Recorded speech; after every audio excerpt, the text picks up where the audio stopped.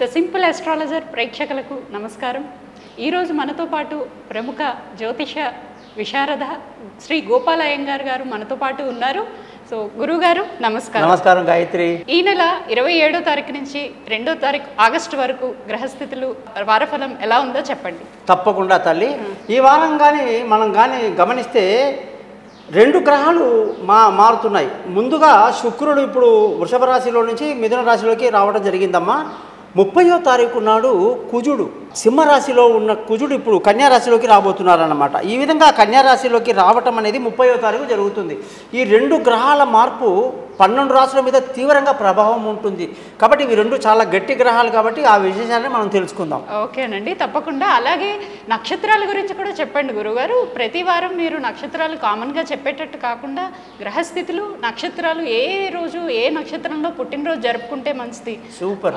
గతంలో నేను నీకు చెప్పింది బాగా నీ మైండ్లో ఎక్కినట్టు. ఏంటంటే జన్మదినం జరుపుకోవాలి అంటే శ్రావణ మాసం కదండి. ఇది శ్రావణ మాసంలో ఎవరైతే మఖా నక్షత్రంలో, పుబ్బా నక్షత్రంలో, ఉత్తర, హస్త, చిత్త, స్వాతి, విశాఖ నక్షత్రంలో ఎవరైతే జన్మించారో వాళ్ళందరూ కూడా ఈ వారం హ్యాపీగా మీరు జన్మదినం చేసుకోండి. మా ఆశీస్సులు మీకు ఎప్పుడు ఉంటాయి. అలాగే గ్రహస్థితుల గురించి కూడా చెప్పండి గురువుగారు. అమ్మా, అయితే ఈ వారం మనం చూసుకుంటే గ్రహస్థితి మీకు రాహు వచ్చేసి కుంభరాశిలో, శని మీనరాశిలో, అలాగే మనకి శుక్రుడు గురువు రెండు కలిసి మనకు మిథున రాశిలో ఉన్నారు.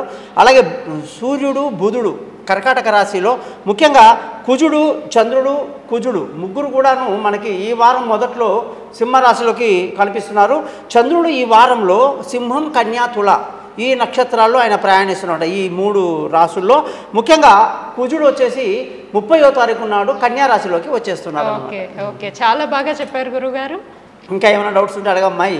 జనరల్గా తిథుల గురించి చెప్తూ ఉంటారు. అలాగే తిథులు ఎలా ఏర్పడతాయి, అసలు తిథులు అంటే ఏంటో వివరణ ఇవ్వండి క్లారిటీగా. తప్పకుండా. ఎప్పుడైతే ఈ తిథి అనే దానికి నక్షత్రం దానికి చాలా తేడా. నక్షత్రం అంటే తిరు నక్షత్రం అంటారు. అంటే పెద్దలు మహానుభావులు పుట్టిన దాన్ని శ్రీ నక్షత్రం. తిరు అంటే శ్రీ అనమాట, తిరుపతి అంటే శ్రీపతి అని అర్థం. అలాగా తిరు నక్షత్రము అంటే మన అహోబిల మఠంలో పెద్ద పెద్ద పండితులు వాళ్ళు ఉంటారు, పీఠాధిపతులు. వీళ్ళది వాళ్ళు ఎవరైనా గతించినప్పుడు, పరమపదించినప్పుడు వాళ్ళకి తిరు నక్షత్రంతో వాళ్ళు ఆ సంవత్సరం ఆ రోజున ప్రత్యేకంగా అందరికీ చక్కగా మంచి పూజలు అవి చేస్తారు. అలాగే ఇక్కడ నేను చెప్పే పాయింట్ ఏంటంటే ఈ యొక్క నక్షత్రాలు ఏదైతే జన్మదినం చేసుకోవడానికి పనికొస్తుందో తిథులు చనిపోయిన వాళ్ళకి పిండ ప్రదానానికి పనికొస్తుందని చెప్పి నేను గతంలో నీకు చెప్పాను. సో ఇప్పుడు ఈ వారంలో శ్రావణ మాసంలో శుక్లపక్షంలో, ఇది శుక్లపక్షం జరుగుతుందమ్మా. శుక్లపక్షంలో ఎవరైతే తదియ, చవితి, పంచమి, షష్ఠి, సప్తమి, అష్టమి నాడు శుక్లపక్షంలో పెద్దలు ఎవరైతే పరమపదించారో వాళ్ళకి పిండ ప్రదానం చేయటం వల్ల మనం పంపించిన అడ్రస్ పిన్ కోడ్తో సహా లెటర్ పంపిస్తే ఎట్లా పక్కాగా చేరుతుందో మనం చేసే పిండ ప్రదానము ఆ పితృదేవతలకు అందడం వల్ల వాళ్ళ ఆశీస్సులు మీ కుటుంబం మొత్తానికి ఉంటుందని చెప్పి తెలియజేస్తూ నమస్కారం తల్లి. చాలా చక్కగా చెప్పారు గురుగారు, ధన్యవాదాలు.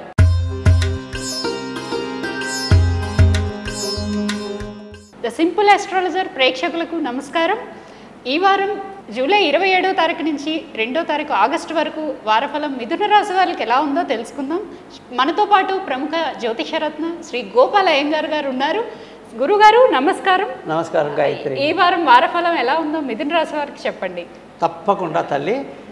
ఈ వారం మిథున రాశి వాళ్ళని గమనిస్తే ఆ రాశి అధిపతి బుధుడమ్మ.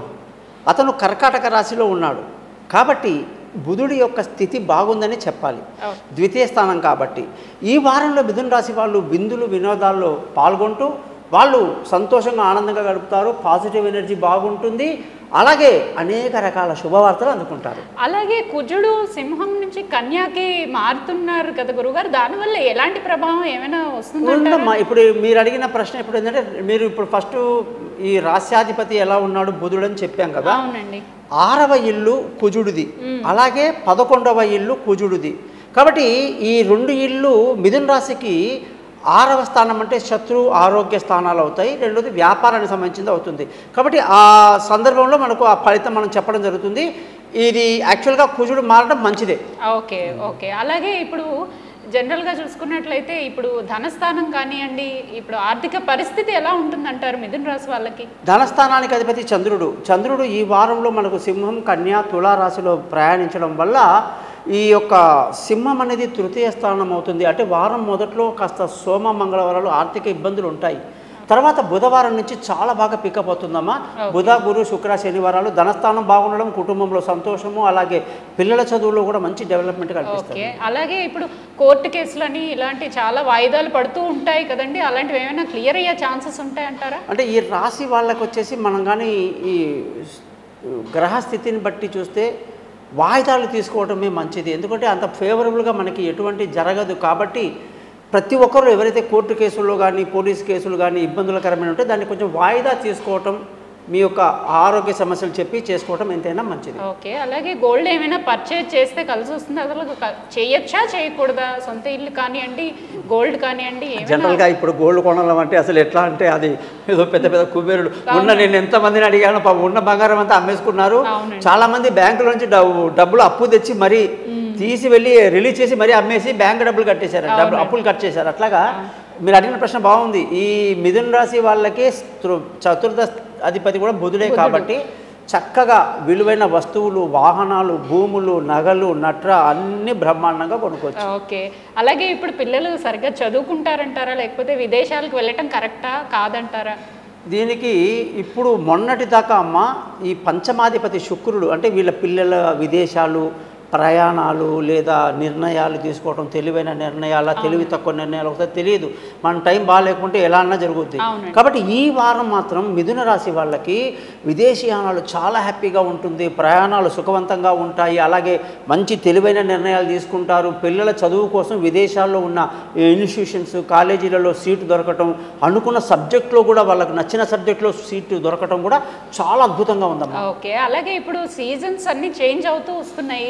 సో వాళ్ళ ఆరోగ్య స్థితిని బట్టి మనం ఎలా జాగ్రత్తలు తీసుకోవాలి? జనరల్గా ఇప్పుడు ఉన్నటువంటి విభత్సమైనటువంటి వర్షాకాలం చూస్తే ఇప్పుడు మా చిన్నతనంలో ఇంత పెద్ద వర్షాలు రావటం ఉండదు. ఏదో గాలి వచ్చినా, ఎండ వచ్చినా, వర్షం వచ్చినా, ఏదొచ్చినా ఒక అదుపులో ఉండేది.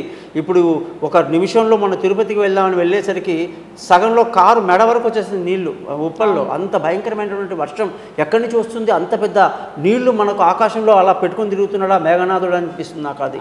సో ఈ వారంలో ఏంటంటే ఆ 6వ ఇంటి అధిపతి కుజుడు 4వ ఇంట్లో ఉండడం వల్ల ఖచ్చితంగా ఆరోగ్యపరమైన సమస్యలు వీళ్ళకి ఉంటాయి. కాబట్టి ఆరోగ్యం అంటే జ్వరాలు కానీ ఇంకా లేదైనా ఒళ్ళు నొప్పులు కానీ, దగ్గు, జలుబు, పడిశం ఇవన్నీ ఎక్కువ ఉండే అవకాశాలు ఉంటాయి. కాబట్టి మిథున రాశి వాళ్ళు ఆరోగ్యపరంగా తీసుకుంటూ అదే స్థానానికి అధిపతి శత్రువులు కూడా ఉంటారు, అప్పుల బాధలు, రుణ ఒత్తిడులు ఉంటాయి. ఇవన్నీ కూడా మనం జాగ్రత్తగా చూసుకుంటే మంచిది. ఓకే.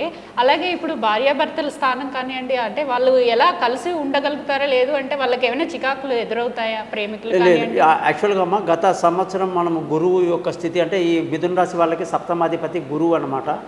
గతంలో మనకి వృషభ రాశిలో గురువు చాలా చికాకు పెట్టాడు. కానీ గత 2 నెలలుగా భార్యాభర్తల మధ్య అన్యోన్యత పెరుగుతుంది, సంతోషంగా ఉంటారు, ఆనందంగా ఉంటారు, విందులు వినోదాల్లో పాల్గొంటారు, ఒకే మాట మీద ఒకే బాట మీద వెళ్తారు.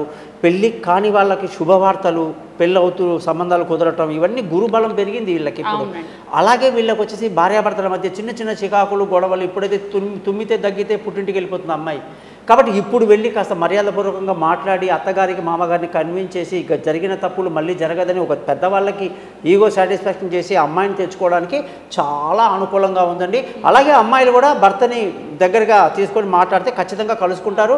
ఇలాగే ప్రేమికులు కూడా వీళ్ళకి కూడా అనుకూలత ఎక్కువగా ఉంది. ఇంట్లో పెద్దవాళ్ళకి ఒప్పించి చేసుకునే అవకాశాలు బాగున్నాయి. ఓకే. అలాగే ఇప్పుడు దూర ప్రయాణాలు చాలా మంది చేస్తూ ఉంటారు, అది మంచిదంటారా, లేదు ఈ సమయం బాగాలేదంటారా? అదేనమ్మా నేను చెప్పాను కదా, దూర ప్రయాణాలకి ఈ వారం చాలా అనుకూలంగా ఉంది, ఎటువంటి ఇబ్బంది లేదు, ప్రయాణాలు బాగా సాగుతాయి, సాఫీగా ఉంటాయి. ఓకే. తండ్రి నుంచి ఏమైనా ఆస్తులు వచ్చేది, అలాంటి వివాదాలు కానివ్వండి వచ్చే అవకాశాలు ఏమైనా ఉండొచ్చు? తప్పకుండా అమ్మా. చాలా మందికి ఈ రోజులో నేను విన్నప్పుడు తండ్రి నుంచి వివాదాలే ఉన్నాయి. కానీ ఏదో మేము కలిసి ఉన్నాము, నాన్నగారికి చివరికంటా చూసుకుంటున్నామని పిల్లలు ఈ రోజులో తక్కువ మనం చూసే జాతకంలో. కానీ జనరల్గా నేను చెప్పేది ఏంటంటే ఈ యొక్క భాగ్యస్థితి అంటే శని వీళ్ళకి 10వ ఇంట్లో ఉన్నాడు కాబట్టి తండ్రి నుంచి ఆస్తులు వస్తాయి, వాళ్ళ ఆశీస్సులు బాగుంటాయి, అత్తగారి మామగారి ఆశీస్సులు ఉంటాయి. ముఖ్యంగా ధర్మ మార్గంలో ప్రయాణించడానికి ఆశపడతారు. ముఖ్యంగా మంచి గురువుని వెతుక్కోవడం చాలామందికి తెలియదు. పాయింట్ ఏంటంటే అమ్మా, గురువు అనే స్థానాన్ని ఈ మన హిందూ సమాజం నుంచే వచ్చింది ఆ పేరు. మిగతా ఎక్కడ ఏ ప్రపంచంలో ఏ మతంలో లేదండి. గురువుని గౌరవించిందే హిందూ మతం. ఒకసారి అయితే పంజాబీలు ముఖ్యంగా సిక్కులు గురువునే పరమాత్మగా మార్చేసుకున్నారు. కానీ నేను అంత అక్కర్లా, కనీసం ఒక మీ కన్సల్ట్ డాక్టర్ ఉన్నట్టు, కన్సల్ట్ లాయర్ ఉన్నట్టు ఒక గురువుని పెట్టుకోండి. మీ సమస్యలు ఏదున్నా ఆ 9వ స్థానం కానీ జాతకంలో బాగుంటే ఆ ఇంటికి ఒక మంచి గురువు ఉంటాడనమాట. ఆయన్ని వెళ్ళి అప్పుడప్పుడు ధర్మ సందేహాలు అడుగుతూ ఇలా చేయొచ్చా అని అడగవచ్చు. దానివల్ల మీకు మంచిది, మీ కుటుంబానికి మంచిది, అదృష్టం బాగుంది, ధర్మస్థానం బాగుంది, అంతా బాగుందమ్మా. ఓకే, చాలా చక్కగా చెప్పారు గురుగారు. అలాగే ఇప్పుడు తండ్రి స్థానం ఎలా ఉందంటారు? తండ్రి స్థానం చాలా బాగుందమ్మా. ముఖ్యంగా వీళ్ళ యొక్క నేను చెప్పదలుచుకుంది ఒకటి మర్చిపోయాను, ఉద్యోగ విషయం. వీళ్ళకి ఉద్యోగ పరంగా శని అధిపతి కాబట్టి, అంటే మిథున రాశి వాళ్ళకి దశమాధిపతి గురువు చాలా అద్భుతంగా ఉండి అనుకూలంగా ఉండడం వల్ల ఉద్యోగంలో ప్రమోషన్లు, ఇంక్రిమెంట్లు, పై అధికారుల ప్రశంసలు రావడమే కాదు, వీసాలకి అప్లై చేసుకోవచ్చు, కొత్త ఉద్యోగాల్లో అవకాశాలు వెతుక్కోవచ్చు. ఎందుకంటే గురు బలం బాగుంది మిథున రాశికి. కాబట్టి మనం అనుకున్న దిశగా మనం ముందుకు వెళ్ళడానికి అన్ని గ్రహాలు అనుకూలంగా ఉన్నాయి. అలాగే వ్యాపారం ఒకటి ఎలా ఉంటుందంటారు? కొత్త వ్యాపారాలు ఏమైనా మొదలు పెట్టుకుంటే కలిసి వస్తుందంటారా? ఒక మాట చెప్పాలంటే, గతంలో కుజగ్రహము వ్యాపారానికి అధిపతి, ఆయన తృతీయంలో ఉండి నష్టాలు బాగా కలిగించాడు మొన్నదాకా. 30వ తారీఖు నుంచి కుజుడు ఎప్పుడైతే మారుతున్నాడో విపరీతమైన లాభాలు, అద్భుతంగా ఉంటుంది. లాభాలు రావటం వల్ల కొత్త వ్యాపారం పట్ల కూడా మీరు శ్రద్ధ చూపిస్తారు. చాలా బాగుంది. ఓకే, చాలా చక్కగా చెప్పారు గురుగారు, ధన్యవాదాలు. అలాగే వీక్షించారు కదా ప్రేక్షకులు, ఎటువంటి సందేహాలున్నా వ్యాపార పరంగా కానివ్వండి, జ్యోతిష పరంగా కానివ్వండి, గురుగారిని కన్సల్ట్ చేయండి. చాలా చక్కగా చెప్తారు, మీరు ఈజీగా బయటపడవచ్చు ఎటువంటి సమస్య నుంచి అయినా. ఓకేనా? నమస్కారం. నమస్కారం.